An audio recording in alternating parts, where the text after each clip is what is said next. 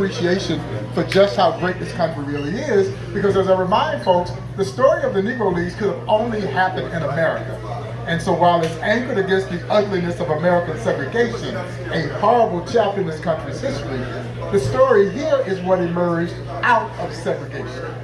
Yeah, this story of triumph and conquest. And it's all based on one small, simple principle. You won't let me play with you in the major leagues? I'll create my own league. Yeah, and that's what this story is all about.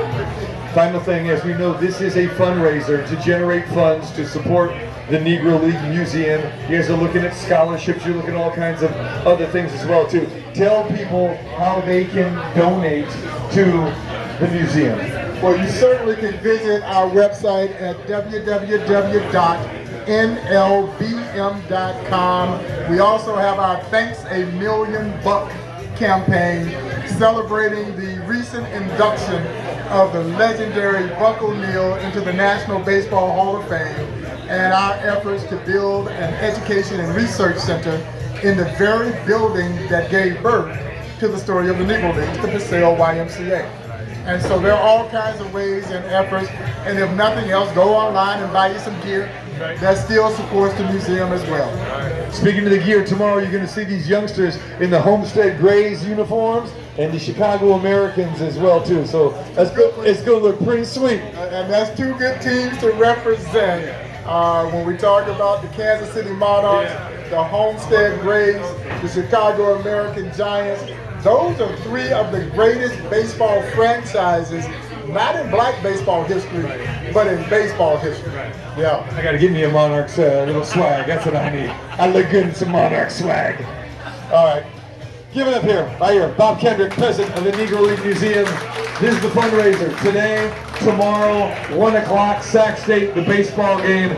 And you can see we got Sacramento baseball and athletic royalty with us here in the house here today at the Riverside Club. And again, another great shout out to Todd Sullivan who put this together. Round of applause to my man Todd Sullivan once again for doing everything that he has done regarding this. Hey, I want to thank everybody. I don't think it's got to be rolling. Just one thing I'd like to mention. If you guys can find it, reach deep and down and do all the donations. Donate tonight, I really appreciate it. How you can do that? Mr. Hendrick, what's the status on the museum? How many visitors do you get per year? Before COVID, we were seeing some 60,000 visitors a year. Obviously, after COVID, it took a little bit of a nosedive, but this year we saw a resurgence in the number of people coming through our turnstile. I'm very excited about it. I think next year is going to be one of the biggest years in museum history in terms of just sheer number of visitors coming through our doors. So in that regard, so were you pretty much hit by funding, or funding's been pretty much the same? Has it been better or less? We've been able to successfully navigate, as I like to say, the economic landscape. Like most businesses, we certainly had our challenges during the height of COVID, but somehow or another we were able to continue to successfully operate, and that also gives me great hope that we'll continue to grow this institution. But that being said, we need as many people supporting this effort as possible. This is such an amazing story, an amazing museum that documents a story that most folks had no idea ever existed. And I tell folks all the time, the Negro League Baseball Museum doesn't need to survive. It has to survive so that we don't lose this piece of history. There are not very many Negro Leaguers still with us. They're like World War II vets. Right. Many of them were World War II vets. So what stood at risk, this story, man, was on the verge of extinction. It was going to die when that last Negro Leaguer left the face of this earth. We cannot allow that to happen. The story is too profound. It is too compelling. It is too inspirational to lose to time. And so this museum keeps that story and their legacy alive. And we need the support of everyone to make sure that it is there for generations to come. Two more questions. Buck O'Neil was instrumental in making this thing happen. And I know you work with him up and down, night and day, 24 hours a day, 365 days a year. Could you please just talk about, working with him to make this happen, to keep that legacy, to keep that black spirit alive? No, it was important to me personally and professionally, and the baton was passed from Buck to me. And those are enormous shoes to try to fill. You would be naive to think that you could fill Buck O'Neill's shoes because you can't. And I think there would be some who would be overwhelmed by his shadow looming over them, but not me. Because the relationship that Buck and I had, I feel like his shadow protects me. He's guiding my footsteps. And there's not a single day that goes by that I don't think about Buck O'Neill.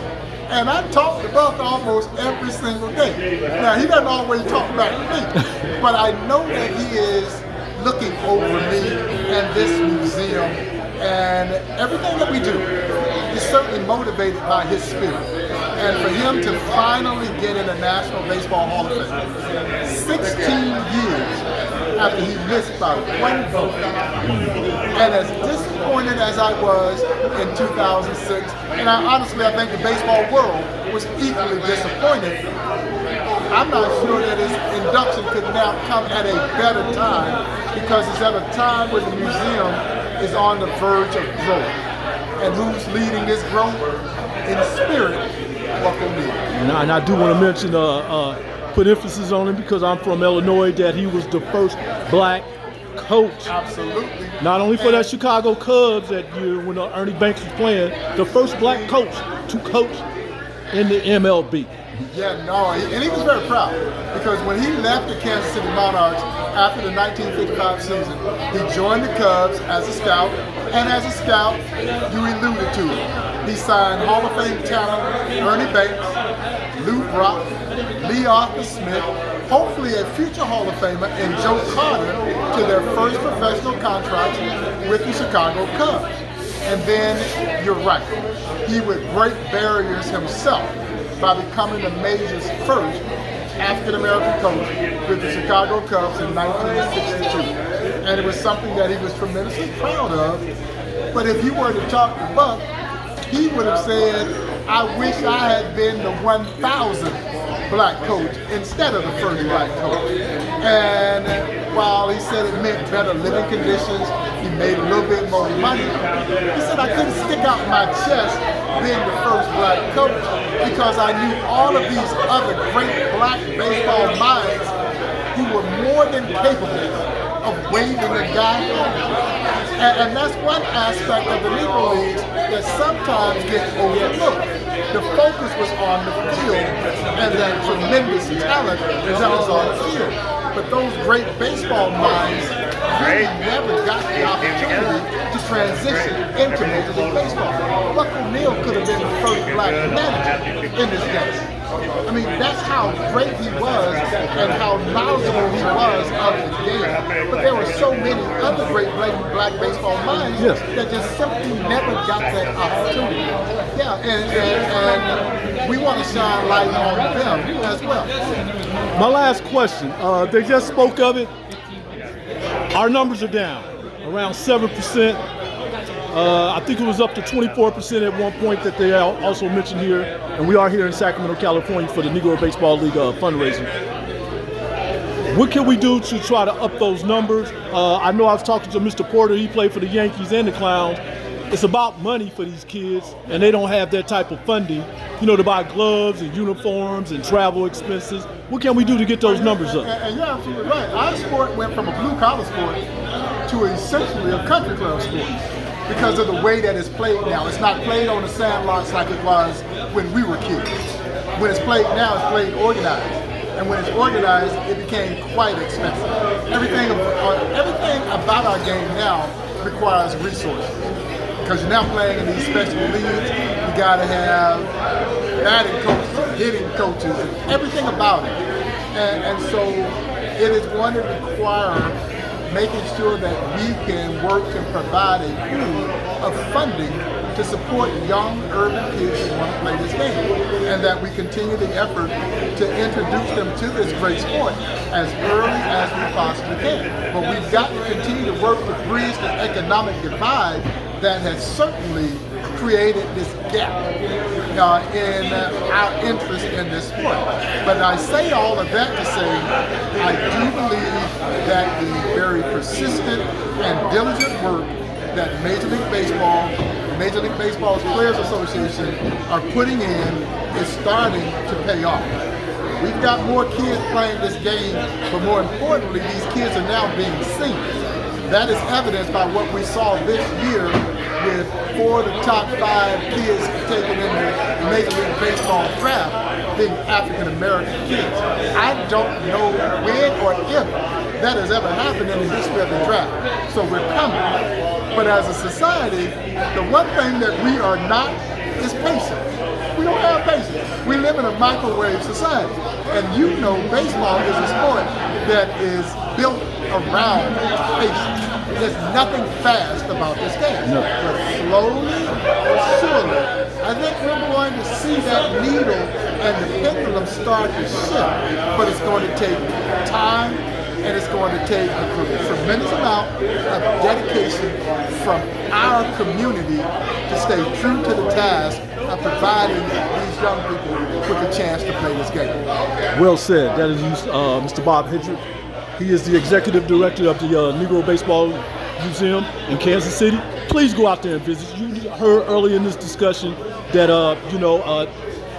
COVID-19 slowed it down a little bit, but he said it's stronger than ever, and they got some big programs and activities coming up. So please support a national pastime for the country, not just the black community, for the country. We want to thank you for coming to Sacramento and sharing your insights and meeting all these great people. As you know, this is a baseball town. Okay, one day we gonna get the MLBs.